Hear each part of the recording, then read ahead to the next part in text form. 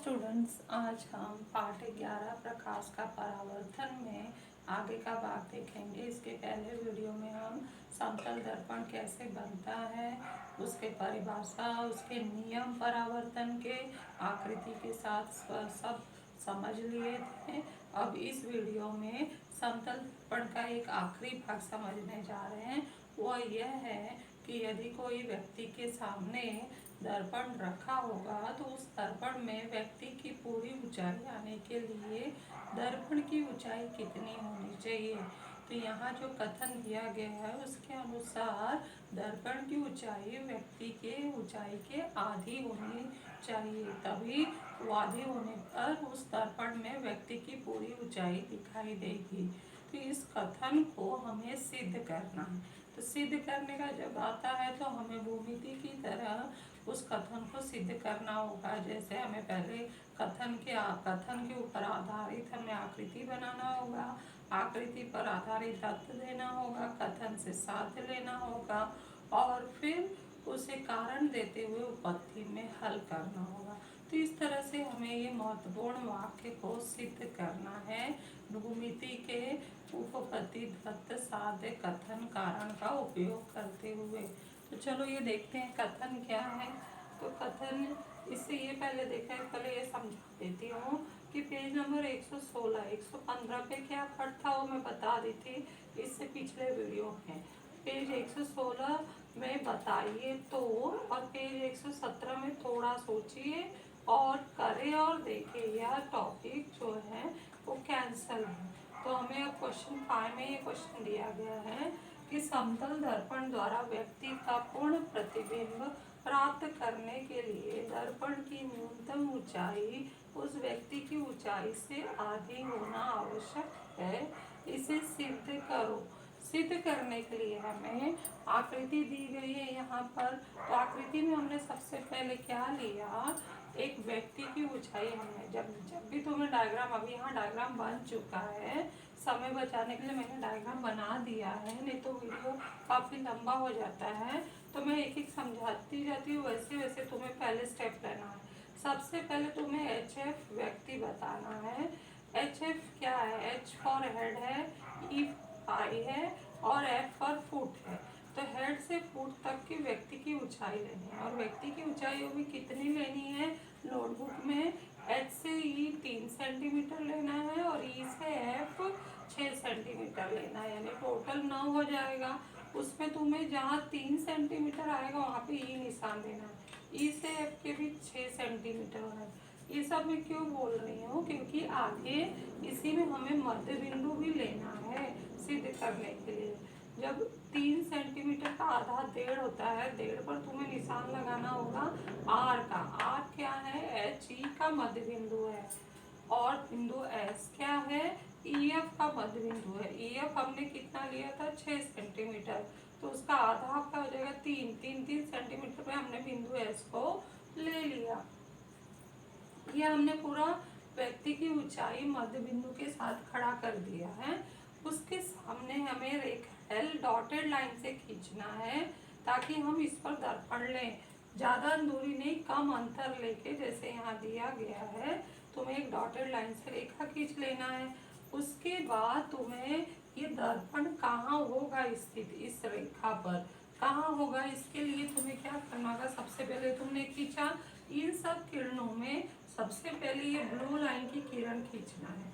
R से सामने रेखा पे लंब डालना है, S से सामने रेखा पर लंब डालना है। जैसे ही तुमने लंब डाला यहाँ पर, तो ये आयत की जैसा एक आकृति बन गया है।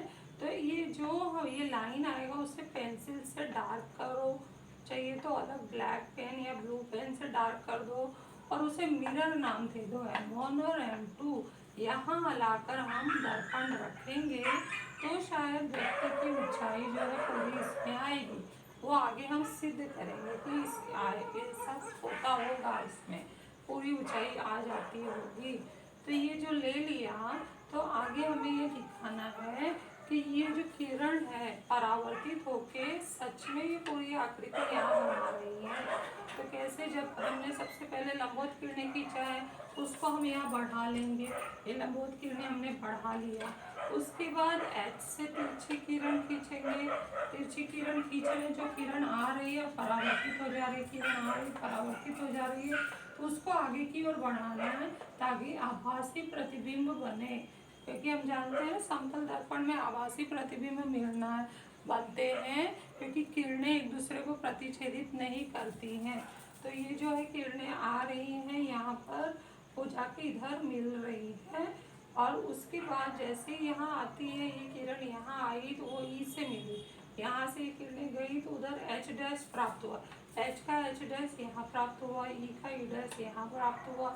उसी तरह से ये यहाँ से भी ई से भी हम किरणें ऐसे निकालेंगे, जो इस तरफ आएगा F डैश प्राप्त होगा, और F से किरणें जब M2 से जाएंगी तो यहाँ वो ई डैश पर टकराएंगी। तो अगर हम नाप कर देखें तो उतने ही अंतर पर ये हमारा ये वाला बनता है, और साथ में ये पूरी ऊंचाई उतनी ही आती है जितनी ये ऊंचाई खींची है। तो ये हमारे आकृति द्वारा प्राप्त हुआ है, इसी को हमें यहाँ पर सिद्ध करना है। तो इसमें दत्त क्या दिया है, HF व्यक्ति की ऊंचाई है, H हेड है, E जो है आई का दिया स्पेलिंग, आँख दर्शा रहा है, F जो है फुट है, M1 M2 दर्पण की ऊंचाई है, R H E का मध्य बिंदु है, S E F का मध्य बिंदु है। सिद्ध करना है कि दर्पण की ऊंचाई M1 M2 बराबर आधा HF, HF का आधा होता है। तो इसे सिद्ध करने के लिए सबसे पहले जो मध्य बिंदु दिया है ना, उससे हम शुरू करते हैं। हम लिखते हैं बिंदु R HE का मध्य बिंदु है,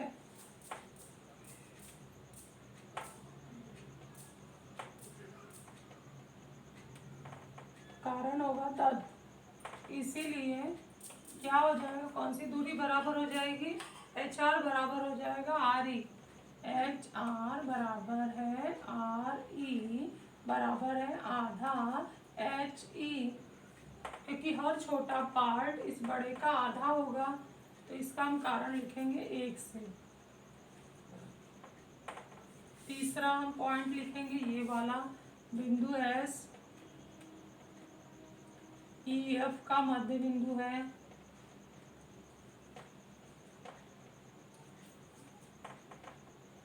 कारण है दत्त। नंबर 4 पर कौन बराबर हो गया, ES बराबर है SF, ES बराबर है SF बराबर 1/2, एक बड़े का आधा, बड़ा क्या है यहाँ पर EF है, EF का मध्य बिंदु S है ना, इसलिए छोटे छोटे भाग बड़े का आधा हो गए, तो आधा EF।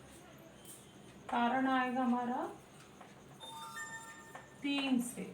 इसके बाद एक और काम हम देखते हैं कि जो हमारा ये जो लंबवत किरणें है वो दर्पण पर लंब है, तो वो पॉइंट पे हमें लिखना है, वो एक महत्वपूर्ण पॉइंट है। परंतु RM1 लंब है M1 M2 दर्पण है, तथा SM2 लंब है M1 M2। यहाँ देख लो कहाँ लिखा मैंने, जो नीले किरणें हैं वो है RM1 SM2 लंब है दोनों, तो ये कारण हो गए लंबवत किरणें।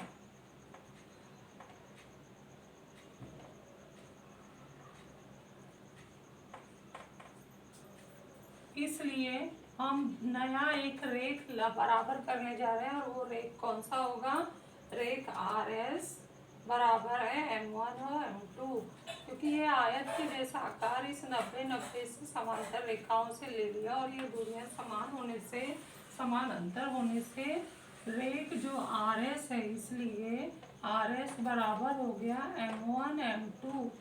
कारण होगा इसका 2, 4 और 5 6 से, 2 4 5 और 6 से।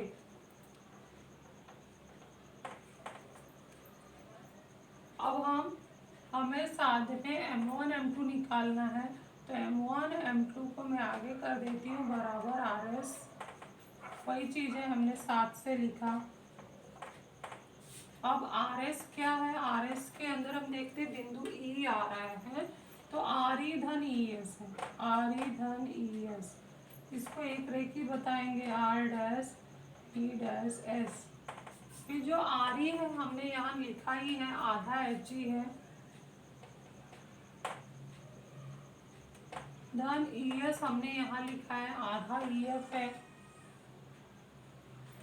इसका कारण हम देंगे 2 और 4 से।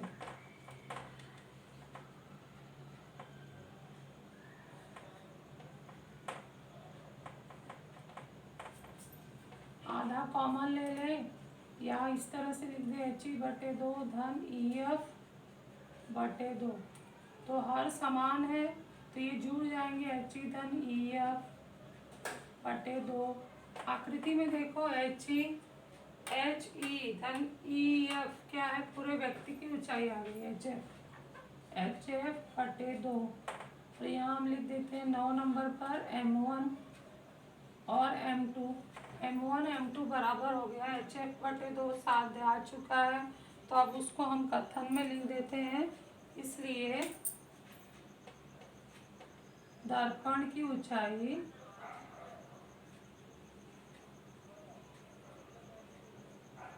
बराबर व्यक्ति की ऊंचाई बटे 2। व्यक्ति की ऊंचाई का आधा दर्पण की ऊंचाई ले तो उस दर्पण में व्यक्ति की पूरी ऊंचाई दिखाई देगी। तो ये डायग्राम से और इस जो भूमिति की तरह से सिद्धता करने से हमने ये वाक्य को सिद्ध कर दिया है। तो इसको ध्यान से समझकर फेयर नोटबुक में लिख लीजिए।